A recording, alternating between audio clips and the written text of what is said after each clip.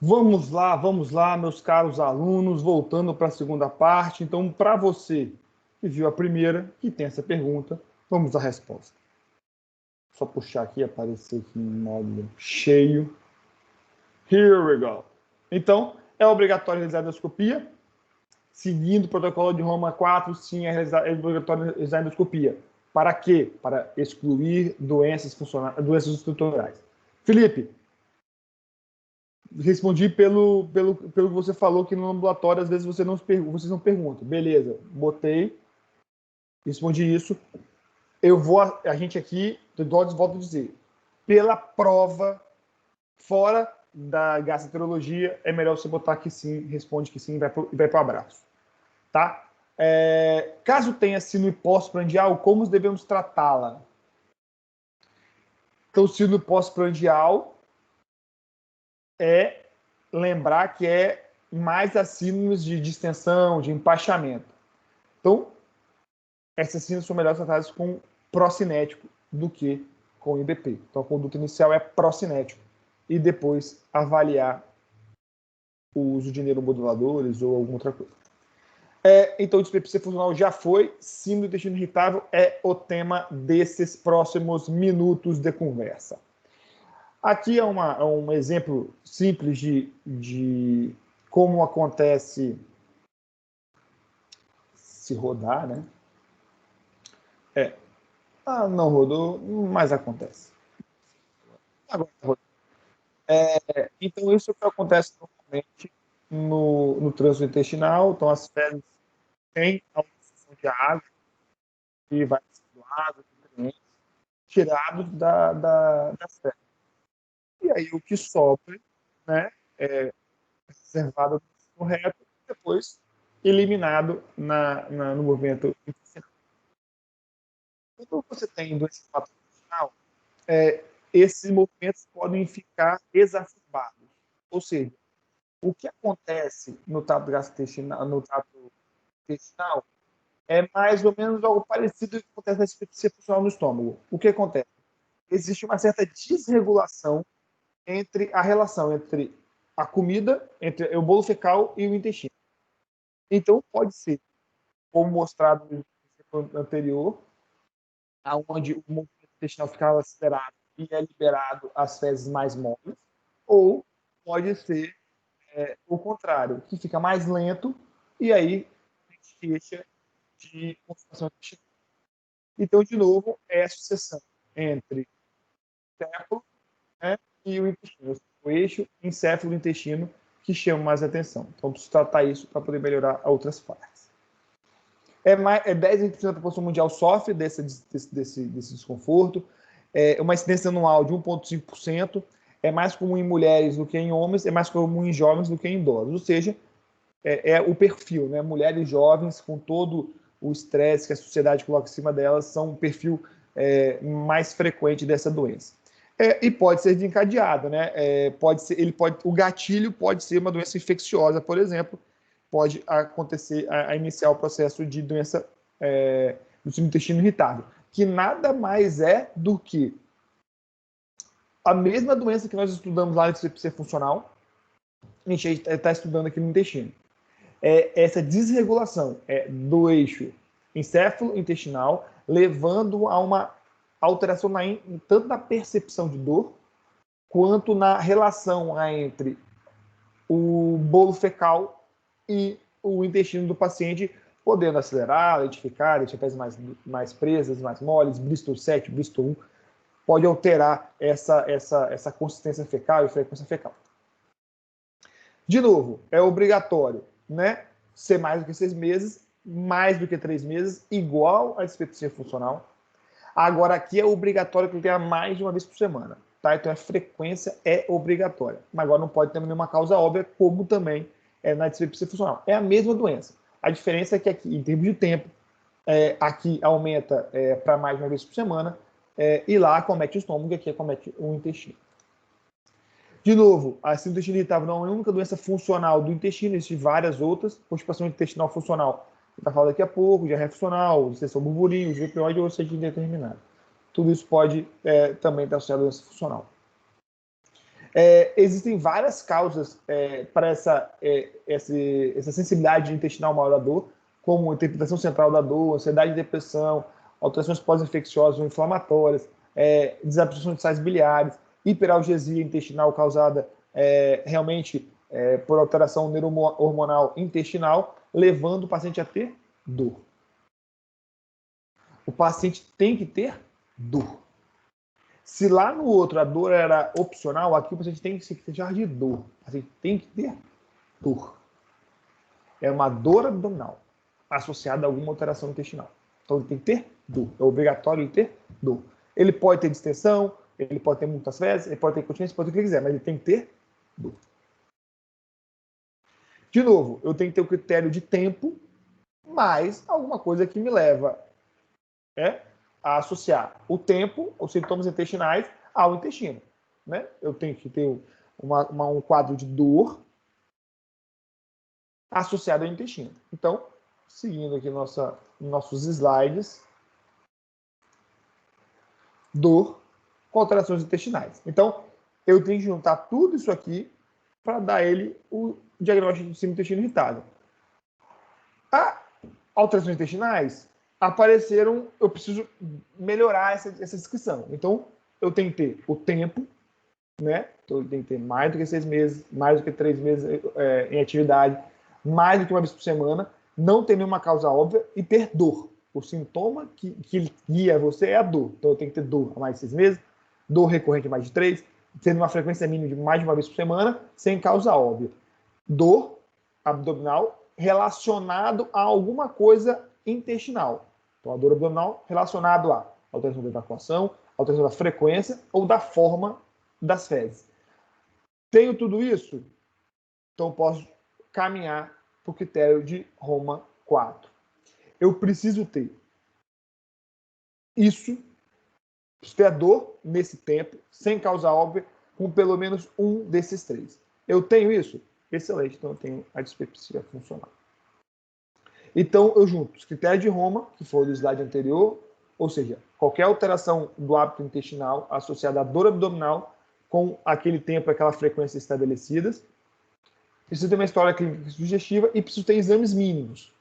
Então, para dar o diagnóstico, eu junto o critério de Roma, que foi aquele que a gente viu, história clínica, que geralmente tem trauma, tem abusos, tem alterações psiquiátricas. Na história clínica, é sempre importante você fazer um toque retal para escolher alterações retais, que vem normal, né? E sempre ficar de olho aberto em sinais de alarme. Lembra que sinais de alarme anteriores foi indicação de endoscopia. Aqui, endoscopia não precisa fazer, mas preciso fazer uma colonoscopia se tiver sinal de alarme. Eu só consigo dar diagnóstico de síndrome do intestino irritável se eu excluir as outras doenças. Se ele tiver qualquer sinal de alarme, eu vou fazer colonoscopia nele. Se ele não tiver, faço o toque retal e avalio a história clínica como um todo. E ele precisa ter um exame mínimo. Os exames mínimos obrigatórios são hemograma, um marcador inflamatório, que pode ser o PCR ou a calprotectina, e obrigatoriamente um exame de fezes. Isso ele tem que ter. Se ele vai fazer a colonoscopia aqui pelo sinal de alarme ou não, é só se ele tiver sinal de alarme. Se ele não tiver sinal de alarme, não precisa fazer a colonoscopia, só fazer esses três exames aqui, né? Então, o hemograma, ou o PCR ou calprotectina, ou o exame de fezes, exames patológicos de fezes, para a gente poder investigar se tem alguma outra causa para aquele distúrbio intestinal dele. Quais são os sinais de alarme que a gente pode ter? Então, idade, né? Acima de 50 anos é como está no Roma, mas hoje a gente usa 45 anos como sinal de alarme para todo mundo acima de 45 anos fazer colonoscopia, anemia, perda de peso, hemorragia, história familiar de câncer coloretal, diarreia persistente, ter linfonodo, massa, sintoma novo, febre, antibiótico, história familiar de doença hepática intestinal ou sintoma que desperta o paciente à noite. Esses aqui são uns exemplos dos vários sintomas de alarme que você pode ter. Tá bom, Felipe, lá atrás, lá na dispepsia funcional, eu entendi. Então, o intestino irritável é a dispepsia funcional do intestino, show. Lá na dispepsia funcional tem que ter de Roma, beleza. Aqui também tem que ter de Roma, show. Lá, a endoscopia é obrigatória. Aqui, a colonoscopia não é 100% obrigatória, mas se tiver sinal de alarme, vou fazer, se dá, tipo, vou fazer, show. Mas eu vou ter que pedir exames de sangue de fezes, show. E lá, ele subdivide a dispepsia funcional em pós-prandial ou de dor epigástrica. Aqui ele também subdivide. para ter subdivisão, aqui perdeu um pouquinho da formatação. Mas aqui é o tipo de chamado score de Bristol, que para você fazer essa classificação, que eu vou falar daqui a pouco, você precisa botar as teses em termos de score de Bristol. Então, tipo 1, tipo 2, 3, 4, 5, 6 ou 7. Né? Realmente alguém fez uma score, né, para as formas das suas fezes. Então, tá aí, você pode, né, já que você está em casa sozinho, ninguém te vendo, você pode fazer o seu score sozinho. Mas aí o paciente na crise, ele vai dizer, Felipe, minhas fezes são tipo 2, tipo 1, né, são pedaços pequenos, duros, como amendoim. Ah, não, é tipo 4, tem essa forma, salsicha, liso e mole. E aí o paciente vai classificar para você. Em cima dessa classificação, você vai fazer o gráfico com um corte de 25%. Né? 25% é o ponto de corte. Se ele tiver menos do que 25% de fezes diarreicas e mais do que 25% de fezes constipadas, ou seja, Bristol é 1 e 2 e aqui 6 e 7, é predomínio de constipação. Se ele tiver mais do que 25% de fezes diarreicas e menos do que 25% de fezes constipadas, ele é predomínio diarreico. Se ele está acima de 25% das duas, é misto. Se tem menos de 25% das duas, ele é não classificado, fica no meio do caminho. Isso aqui é só para você poder, depois, lá na frente, orientar o tratamento sintomático que ele vai ter. Perfeito, Felipe. Tem esse intestino irritável e tem diarreia. Aqui, de novo, desconfigurou um pouco, mas se você tem esse intestino irritável com predomínio de diarreia, ou seja, do slide anterior, a gente viu o predomínio de diarreia, ou seja, tem mais de 25% de presença de Bristol 6 ou 7 e menos de 25% de 1 e 2, então quer dizer que ele é predomínio diarreico. E aí é onde você tem mais dificuldades, porque tanta doença pode dar isso. Então, doença celíaca, intolerância a sais biliares, intolerância de sacarídeos, alteração da tireoide. Então, várias coisas podem levar você a ter esse intestino irritável com predomínio de diarreia. Então, se a sua história clínica te direcionar para uma doença da tireoide, por exemplo, para um supercrescimento bacteriano, você vai tratar. Se sua história clínica não te direcionar para isso, e seus exames mínimos não vierem normais, você pode finalizar já com um intestino irritável com predomínio de diarreia. Se tiver sinal de alarme, como qualquer um daqueles que a gente viu lá atrás, fazer colonoscopia é mandatório para a gente poder investigar esses pacientes. Como que a gente vai tratar? Relação médico-paciente, né, na forma leve, né, relação médico-paciente, mudança de estilo de vida e dieta rico em fibra.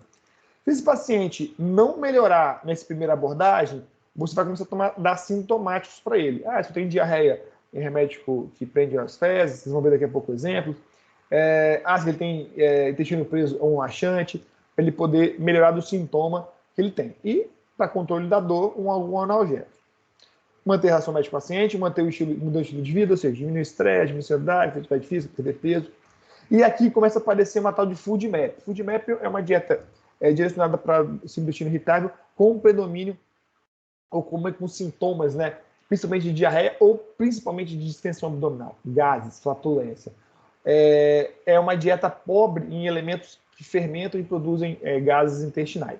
Então, se o paciente não respondeu à dieta com fibra e alteração da dieta, a gente pode lançar a mão do food map. Mas se o paciente não respondeu esse tratamento, nós temos que pensar nos neuromoduladores, né? Os neuromoduladores, que, de novo, são os antidepressivos, principalmente com ação noradrenérgica, que diminui ainda mais a percepção de dor. Vamos falar daqui a pouco para vocês terem um pouco mais de noção. Então, essa é mais ou menos a escadinha que a gente vai. Começa só com essas três, sintomáticos, são os melhores sintomáticos, neuromoduladores. Então, se eu tiver quadro de diarreia, eu posso fazer a loperamida, né, que é o mais comum, né, que é o Imosec, ou alguma outra dessas outras. Se não resolver, eu posso partir para os próximos, né, colestiramina, antiespasmódico, probiótico e ondansetrona. Se eu tiver constipação intestinal, eu faço laxante. Se tiver dor, principalmente os antidepressivos tricíclicos, que são os mais comuns. O inibidor da recaptação da serotonina são os que menos tiram dor. Então fluoxetina, sertralina, a gente evita no tratamento da dor desses pacientes. Só lembrar que um antidepressivo tricíclico, né, a amitriptilina, por exemplo, tem grande efeito colateral que é prender o intestino. Se o paciente tiver dor e diarreia, o antidepressivo tricíclico, como exemplo, a amitriptilina, é perfeito, tá? Se o paciente já tiver constipação, aí talvez a gente vai botar como uma ondansetron, um antiespasmódico, ou um inibidor da recaptação da serotonina, alguma outra não seletivo, né? Ou um dual, para tentar trazer ele para um controle da dor sem dar muita constipação intestinal.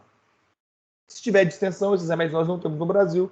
Só precisa saber que a gente pode dar esses 2 remédios, mas não vende no Brasil esses 2 remédios. A gente